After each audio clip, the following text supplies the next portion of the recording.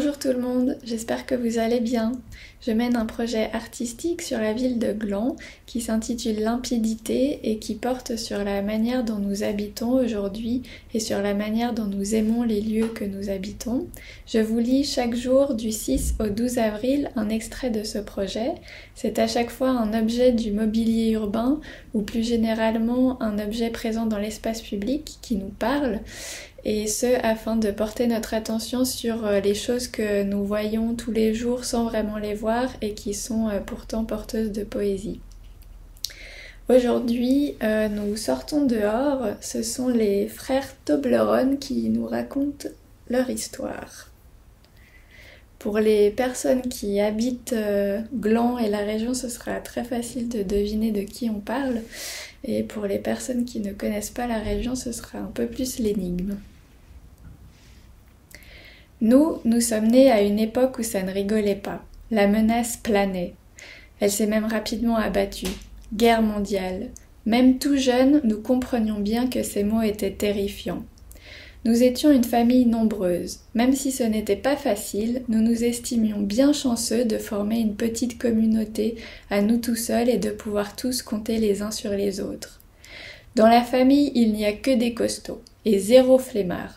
Donc nous étions du pain béni pour l'armée qui nous a tous engagés, même ceux qui n'avaient pas tout à fait l'âge. Notre affectation, garde de fortification. Nous avons été entraînés et étions fin prêts à servir en un temps record. Armés jusqu'aux dents, tous bien alignés, nous avions fière allure. Les autres de la section nous ont tout de suite affublés d'un surnom, les Toblerone. C'est vrai que nous étions tout le temps ensemble, bien costauds et bien alignés comme les triangles de la célèbre barre de chocolat. Ça nous faisait marrer. Nous pensions défendre âprement notre nation. En fait, on s'est un peu ennuyé pour être honnête, même s'il y avait beaucoup à faire, on ne dit pas le contraire. Mais la surveillance, cela manquait un peu d'action par rapport à ce que nous nous étions imaginés.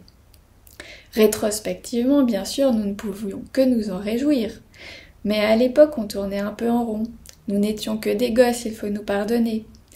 Heureusement, nous avons pu rester tous ensemble. Le bol.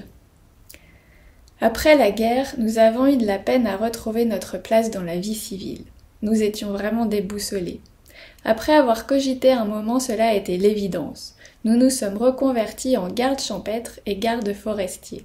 C'était l'idéal, la prolongation naturelle de notre précédent engagement, le service de son prochain, le respect des règles et en plus le lien à la nature. Cette reconversion nous a tous comblés. Nous sommes devenus des experts en camouflage pour réussir à observer tout ce qui se passe dans les campagnes alentours, au point d'être capables de fusionner complètement avec les éléments. Nous étions tous vraiment très doués pour ce type de métier dans la fratrie. Certains d'entre nous sont encore tout verdâtres à force de s'être planqués dans les mousses et les lichens. D'autres se promènent toujours en traînant un fouillis de broussailles et de brindilles si longtemps après être sortis de leur affût, ou avec des couronnes de lierre emmêlées autour de la tête. Nous n'avons jamais été très coquets dans la famille, mais c'est vrai que nous pourrions faire un petit effort de présentation. En tout cas, nos vies de gardes champêtres et forestiers se sont écoulées paisiblement et plusieurs décennies ont passé sans aucun événement notable. Nous pensions profiter d'une retraite bien méritée, loin de l'agitation générale de la société. Mais là, tout s'est emballé, à notre grande surprise. Nous avons été loués pour nos bons et loyaux services et même pour notre esthétisme. Qui l'eût cru ? Nous, bande de vieux machins empâtés et ensauvagés, nouvelles stars de la région ? Nous sommes devenus très populaires et avons reçu des milliers de visites. Interviews, photos, articles, la totale. Nous n'étions pas préparés à cette soudaine célébrité. Au début, nous avons un peu paniqué. Maintenant, ça va. Nous nous sommes habitués à ce flot de visites et apprécions d'avoir de la compagnie après nos existences plutôt solitaires. La vie est vraiment pleine de surprises. Si nous avons quelque chose à transmettre, surtout aux nombreux enfants qui adorent nous grimper dessus et faire des photos, c'est qu'il faut s'attendre à tout et ne désespérer de rien. Il suffit de nous regarder pour s'en convaincre.